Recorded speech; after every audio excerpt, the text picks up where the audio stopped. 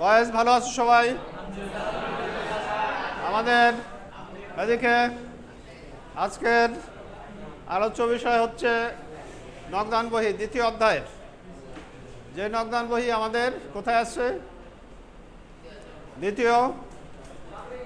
দ্বিতীয় শ্রেণী পরীক্ষার সিলেবাসের মধ্যে আছে নগদান বহি, তাই না? নগদান বহির মূল বক্তব্য মনে আছে? নগদান বহির মূল বক্তব্য কী ছিল? যদি টাকা বাড়ে তাহলে ডেবিটে আসে, আর যদি টাকা বা ব্যাংক ব্যালেন্স কমে যায় তাহলে ক্রেডিটে আসবে।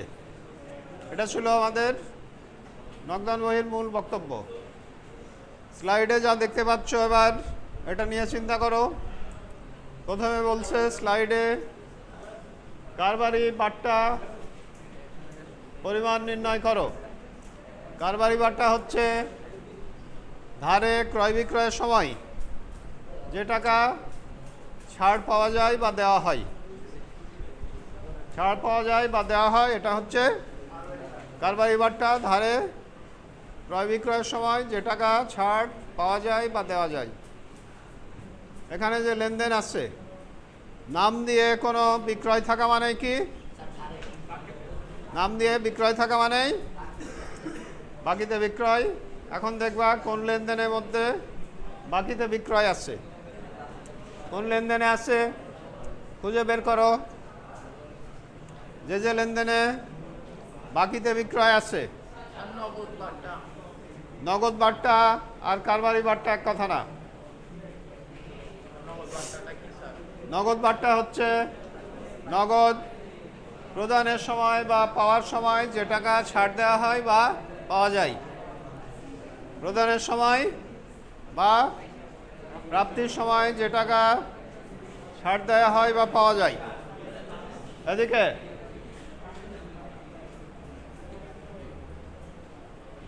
এখন তাহলে কোন লেনদেনে স্লাইডে যা দেখতে পাচ্ছ, আতিকের নিকট 10% বাট্টায় 12,000 টাকার পণ্য ক্রয়। নাম দিয়ে ক্রয় আছে না? তার মানে এটা হচ্ছে এদিকে এটাই হচ্ছে ধারে ক্রয়। নাম দিয়ে ক্রয় আছে না? এটাই হচ্ছে ধারে ক্রয়। তাহলে কারবারি বাট্টা কত হবে? ক্রয় আছে না? 2 তারিখ 10% বাট্টায় 12,000 টাকা পণ্য ধারে ক্রয় করা হলো, এটাই 1200 টাকা হবে কারবারি বাট্টা। কারবারি বাট্টা কত? 1200 টাকা। এখানে কত তারিখের লেনদেনে পাচ্ছি? 2 তারিখের লেনদেনে। তারপর এদিকে কিছু বলবা? হ্যাঁ, 7 তারিখের লেনদেনে কারবারি বাট্টা আছে। যদি নগদ বলে তাহলে আসবে না।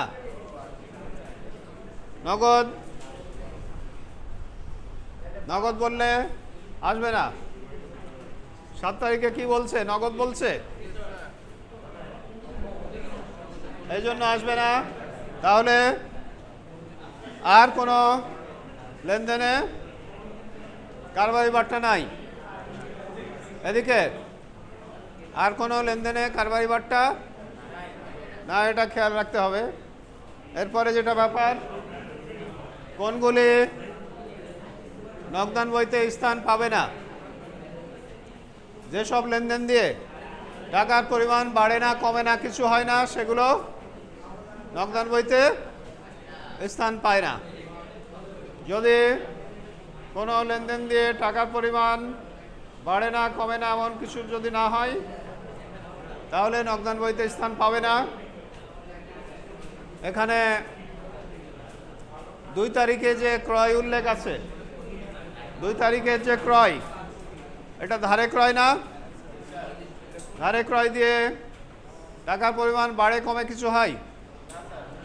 যেহেতু হয় না, সেহেতু এটা কোথায় আসবে না?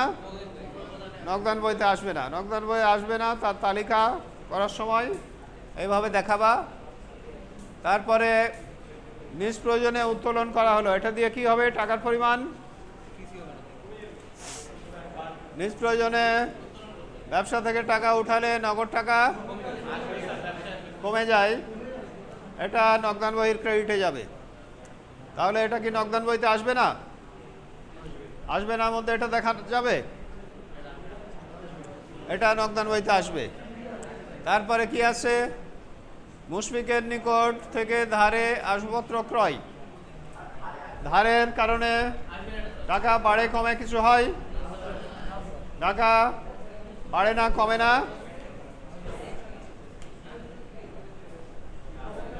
কিছুই হয় না, এই জন্য এটাও নগদান বইতে আসবে না। এইভাবে এবার এদিকে স্লাইডে দেখো, এবার স্লাইডে দেখো, এবার কি দেখা যাচ্ছে? এদিকে এখন 6 তারিখ ধারে ক্রয় বিক্রয়,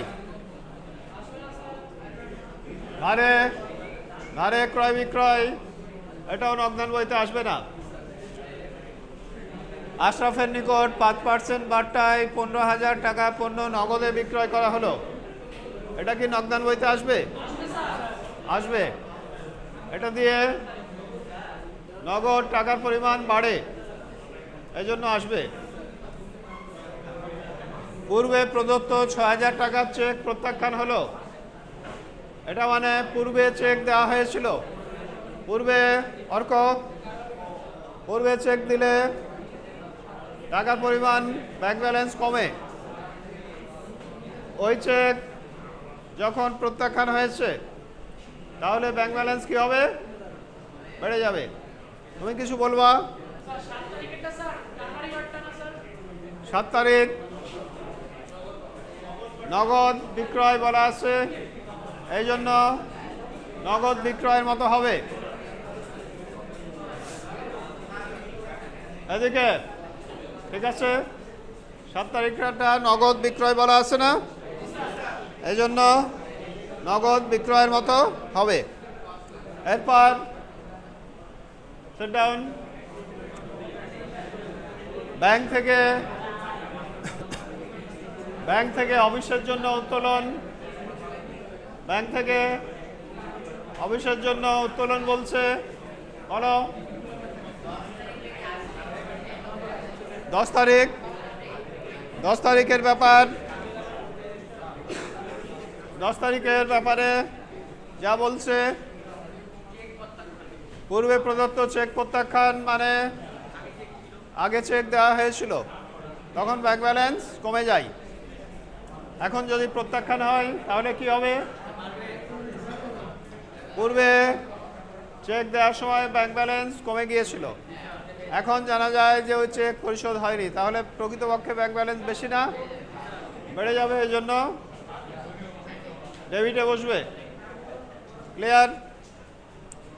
এরপরে কি বলছে? ব্যাংক থেকে উত্তোলন অফিসের প্রয়োজনে, এখানে নগদ টাকা কি হবে? নগদ বেড়ে যাবে, ব্যাংক ব্যালেন্স কমে যাবে। কন্ট্রা হবে, যে লেনদেন উভয় দিকে আসে, নগদ ব্যাংক দুইটাই প্রভাবিত হয়, সেটা হয় কন্ট্রা। মানে উভয় দিকে যদি আসে, নগদের ঘরে আবার ব্যাংকের ঘরে। ব্যাংক চার্জ কর্তন করলো, ব্যাংক চার্জ এদিকে, ব্যাংক চার্জ কর্তন মানে ব্যাংক তোমাকে কিছু সুবিধা দিচ্ছে, এই জন্য কিছু টাকা কেটে নিচ্ছে, তাহলে ব্যাংক ব্যালেন্স কি হবে? কমে যাবে, ক্রেডিটে ব্যাংকের ঘরে। এবার তাহলে উত্তরগুলো দেখো, কয়ের উত্তর দেখতে পাচ্ছ? এদিকে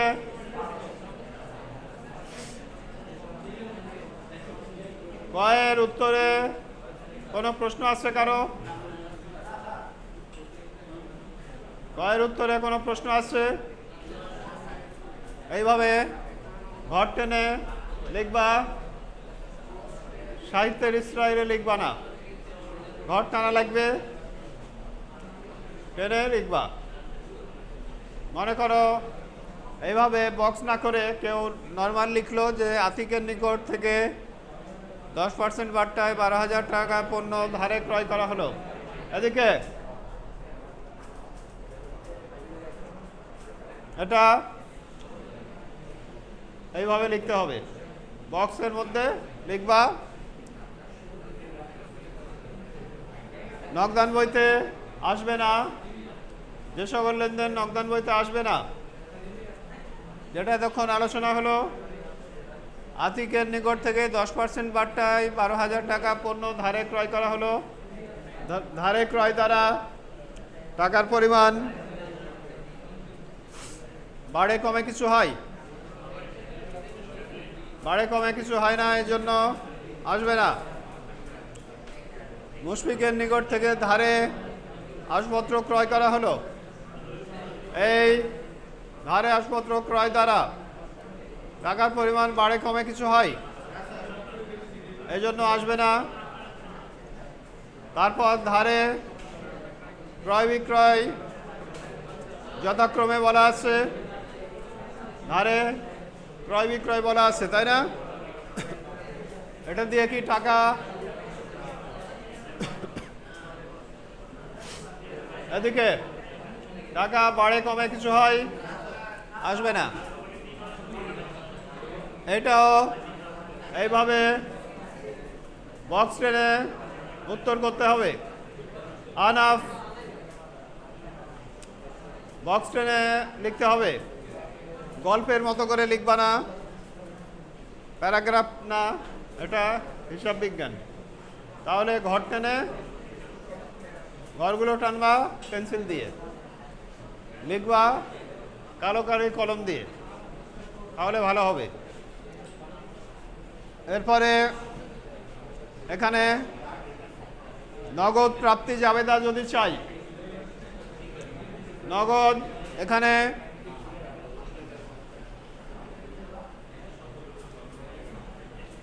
নগদ প্রাপ্তি জাবেদা যখন চাইবে তখন দেখবা কোন কোন লেনদেনে নগদান হিসাব ডেবিট আছে, সেই লেনদেনগুলো সেই পক্ষগুলোর ঘর টেনে দেখানো। নগদ প্রাপ্তি জাবেদায় ছিল একটা নগদান ডেবিট, বার্তা ডেবিট, বিক্রয় ক্রেডিট। এই জন্য নগদান হিসাব ডেবিট একটা ঘর হয়েছে, বার্তা হিসাব ডেবিট, আর বিক্রয় হিসাব ক্রেডিট। এইভাবে নগদ প্রাপ্তি জাবেদা হবে। এবার বলো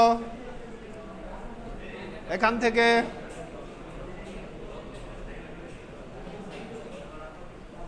এখানে মূলত চাচ্ছিল কি নগদ প্রাপ্তি জাবেদা। এখন বলো যে এখান থেকে কারো কোনো কোশ্চেন আছে বলার? কোনো জায়গা 10 নম্বর 10-এর ডেবিট ক্রেডিট। ওকে যাও। 10-এ বলছে এদিকে পূর্বে প্রদত্ত চেক অমর্যাদা হলো, চেক প্রদানের সময় ক্রেডিটে ব্যাংকে যাই, যদি জানা যায় যে চেক পরিশোধ হয়নি তাহলে কোথায় যাবে? চেক যখন প্রদান করা হয় ক্রেডিটে ব্যাংকে গেছে, তার মানে ব্যাংক ব্যালেন্স কমানো হয়েছে। এখন জানা গেল ব্যাংক এই টাকা পরিশোধ করেনি, তাহলে ডেবিটে ব্যাংকে আসবে। বিবরণে লিখবা পাওনাদার হিসাব লিখতে হবে বিবরণে, যদি নগদান বই তৈরি করতে হয় সেই ক্ষেত্রে। আর কে কি জানতে চাও? আর কিছু জানার আছে? প্রথমে চেয়েছিল কারবারি বার্তা, সাথে আমরা নগদান বইও আলোচনা করলাম, কোন কোন লেনদেন নগদান বইতে আসবে না এখানে এটা আলোচনা হলো। আর নগদ প্রাপ্তি জাবেদা, নগদান বই জিজ্ঞেস করলে তখন কি কি হবে সেটা আলোচনা হলো। বলো আরাফাত, বলো কি বলো এদিকে।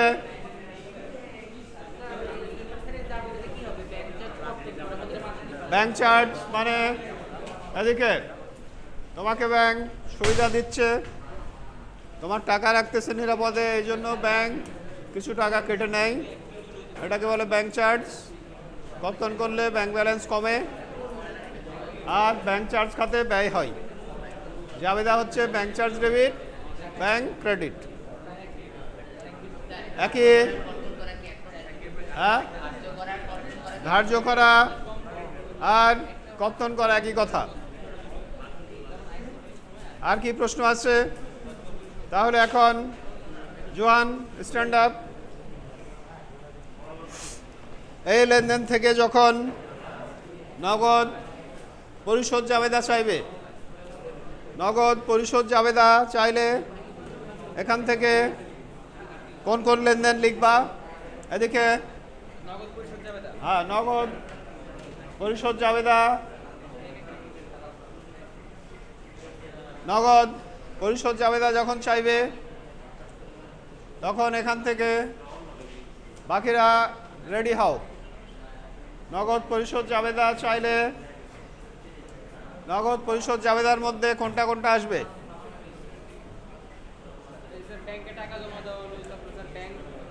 তুমি যেটা বললা ব্যাংকে টাকা জমা দেওয়া হলো, এটা হয়নি, কারণ এদিকে যেগুলো দিয়ে কন্ট্রা হয় সেগুলো নগদ পরিশোধ এবং নগদ প্রাপ্তি জাবেদার মধ্যে আসে না। যেগুলো এদিকে যেগুলো দিয়ে কন্ট্রা হয় সেগুলো নগদ পরিশোধ জাবেদা এবং প্রাপ্তি জাবেদার মধ্যে আসে না। নগদ প্রদান জাবেদা আর পরিশোধ জাবেদা একই কথা, আর নগদ পরিশোধ জাবেদা একই কথা। যদি চাই তখন কোন কোন লেনদেন দিয়ে? আচ্ছা, এদিকে নগদ পরিশোধ জাবেদা নাই বলতেছো, এখন আমরা দেখি যে কি হতে পারে।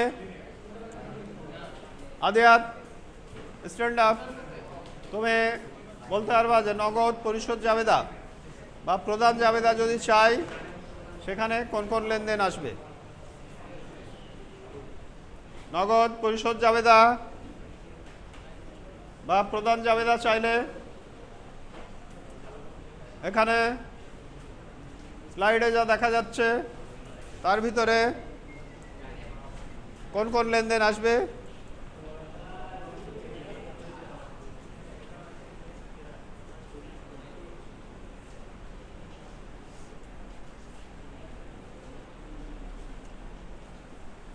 দেখতে হবে কন্ট্রা ছাড়া আর কোনো লেনদেনে নগদান হিসাব বা ব্যাংক হিসাব ক্রেডিট আছে কিনা।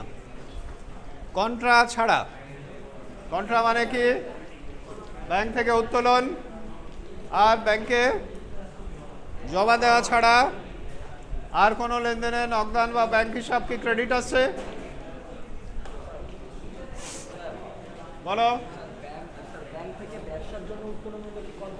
হ্যাঁ, ব্যাংক থেকে ব্যবসার জন্য উত্তোলন হলে নগদ বাড়ে, ব্যাংক ব্যালেন্স কমে, তখন কন্ট্রা হয়।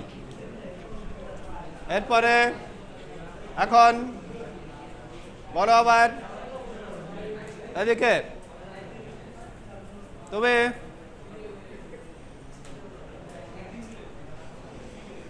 Sit down আদিয়াত। অন্য কেউ বলতে চাও নগদ পরিশোধ জাবেদা যদি চাই তাহলে কোন কোন লেনদেন লিখবা?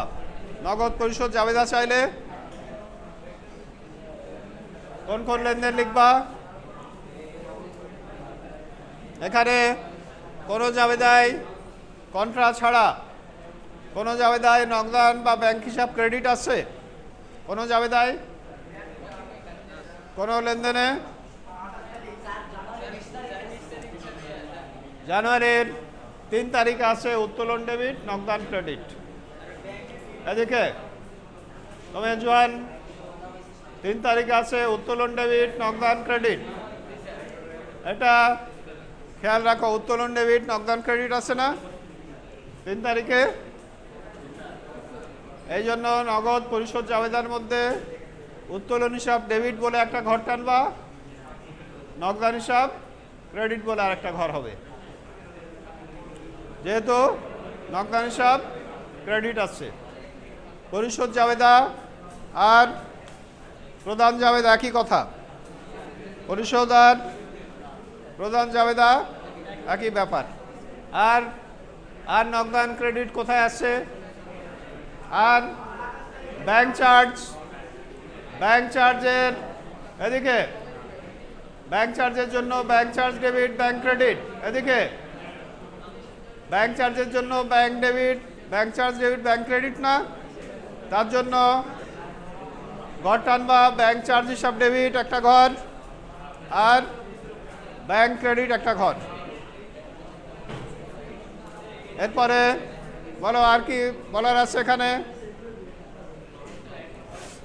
তাহলে আমরা আলোচনা করলাম স্লাইডে যা আছে, প্রশ্নে যা আছে সেটা আলোচনা করলাম, নগদান বহি আলোচনা করলাম এবং নগদ প্রদান জাবেদা আলোচনা করলাম। এবার অন্য অ্যাঙ্গেলে আলোচনা করব। একই উদ্দীপক দেয়া হলো, তারপর বলা হলো যে মালিকানা সত্ত্ব নির্ণয় করা আহনাফ স্ট্যান্ড আপ। যদি একই লেনদেন দেওয়া হয়, একই লেনদেন দিয়ে যদি বলে মালিকানা সত্ত্ব নির্ণয় করো, তখন তার ভিতরে কি কি লিখবা? কারণ 2 নম্বর চ্যাপ্টারে অনেক কিছু আছে, তাই না? একই লেনদেন দিয়ে বলা হলো মালিকানা সত্ত্ব বা সত্ত্বাধিকার বা ওই নির্ণয় করো, তার উত্তরে কি কি বলবা? 1 তারিখে যে টাকা নিয়ে আসা হয়েছে এটা এইমাত্র নিয়ে আসা বোঝাচ্ছে না, অতএব এটা মূলধন না, এটা তাদের ব্যালেন্স। যেহেতু এটা মূলধন না, সেহেতু এটা মালিকানা সত্ত্বে আনা যাবে না, কারণ এটা তো তারা এইমাত্র নিয়ে আসলো না, আগে থেকেই নিয়ে এসছে এবং কাজ করে যাচ্ছে। তারপরে কোনটা দিতে যাচ্ছ? যেমন বাকিরা রেডি হও মালিকানা সত্ত্ব বা সত্ত্বাধিকার নির্ণয়ের জন্য রেডি হও।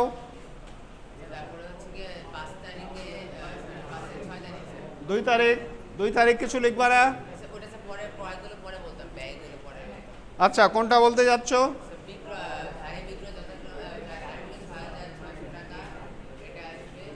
ধারে বিক্রয় মালিকানা সত্ত্ব নির্ণয়ে ধারে বিক্রয় কি হবে?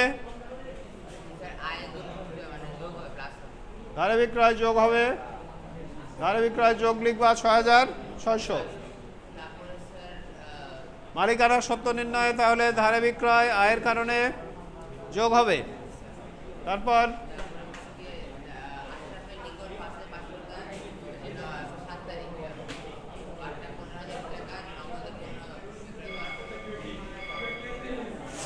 এদিকে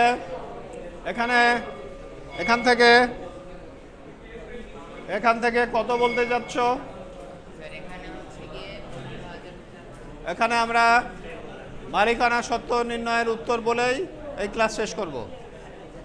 এদিকে দেখো, মালিকানা সত্ত্ব নির্ণয়ে এখানে কত টাকা দিতে যাচ্ছ? পারভেজ দেখো, এখান থেকে মালিকানা সত্ত্ব নির্ণয় করো বলা হলো, তখন কত টাকা দিতে যাচ্ছ? সিট ডাউন, তুমি বসো। এখানে লক্ষ্য করবা জাবেদা কি হবে, এটা হয়নি তোমার। জাবেদা হবে নগদান ডেবিট, বাট্টা ডেবিট, বিক্রয় ক্রেডিট। বিক্রয় ক্রেডিটে কত টাকা হবে? 15,000। নগদান ডেবিটে বিক্রয় ক্রেডিট হবে 15,000, নগদান ডেবিটে হবে 14,250, বার্টার ডেবিটে হবে 750। এই কারণে বিক্রয় ক্রেডিট কত? 15,000। এই 15,000 হওয়ার কারণে বিক্রয় 15,000 হওয়ার কারণে 15,000 প্লাস হবে। এরপরে কি বলতে যাচ্ছ? এরপর মালিকানা সত্ত্বের আলোচনার সাথে সাথে এই ক্লাস শেষ হবে।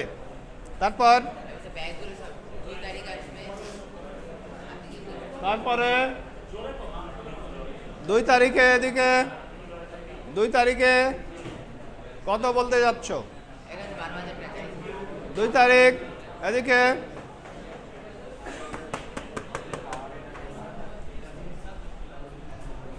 2 তারিখ কত বলতে যাচ্ছ? 2 তারিখে যে ক্রয় আছে 12,000 হবে না, এটাও হয়নি তোমার, কারণ বাট্টা আছে যেহেতু। তুমি কত টাকা দিয়ে ক্রয় করে নিয়ে আসবা? থেকে 1200 বাদ দিয়ে 10,800 টাকা দিয়ে ক্রয় করে নিয়ে আসবা। ফলে তোমার ব্যয় কত? 10,800। এই জন্য 10,800 মাইনাস হবে। হ্যাঁ বলো। ইয়েস নো, তোমার একটা পণ্যের দাম 5,000 লেখা আছে, বাট্টা 10%। তুমি কত দিয়ে কিনবা? তোমার ব্যয় কত তাহলে? 4,500 হবে। এদিকে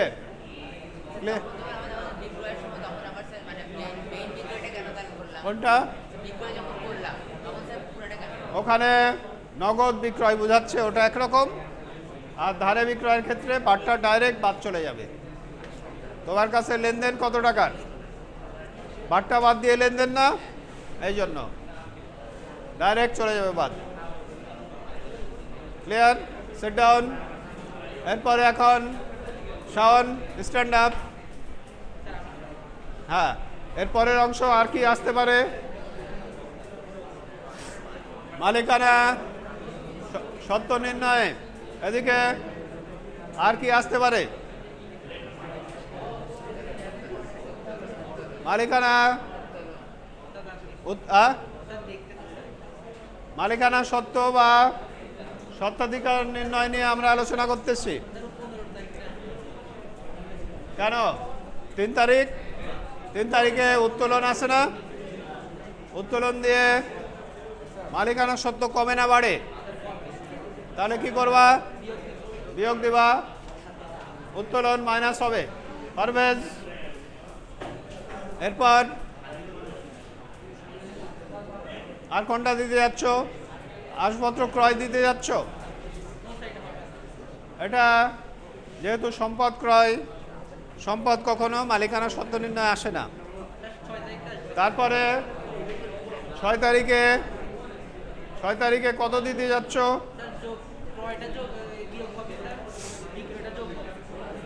তারপর এদিকে তোমার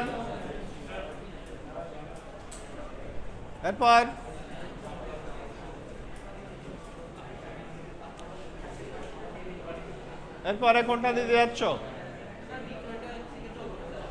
বিক্রয় যোগ ক্রয় বিয়োগ মালিকানা সত্ত্ব নির্ণয়ের সময়। আর কি বলতে যাচ্ছ? 7 তারিখ। 7 তারিখে আছে নগদে বিক্রয় করা হলো, ওটা আলোচনা হয়েছে, ওর সাথে আলোচনা হয়েছে। তারপর কোনটা দিতে যাচ্ছ?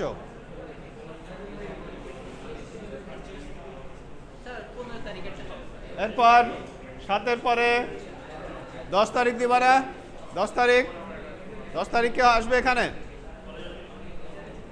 10 তারিখ আসবে মালিকানা শব্দ। পারভেজ, 10 তারিখ আসবে না? 15 তারিখ? 15 তারিখ আসবে। 15 তারিখে আসবে দিয়ে যেটা বলতেছে এটাও হয়নি তোমার, কারণ নগদ বাড়বে, ব্যাংক ব্যালেন্স কমবে। যার দুটাই সম্পদ। সম্পদ কোনোদিন মালিকানা সত্ত্ব নির্ণয় আসে? তারপরে কি এটা কি বলবা? আর কারো কোনো কোশ্চেন আছে? আর কারো কিছু বলার আছে? বয়েজ,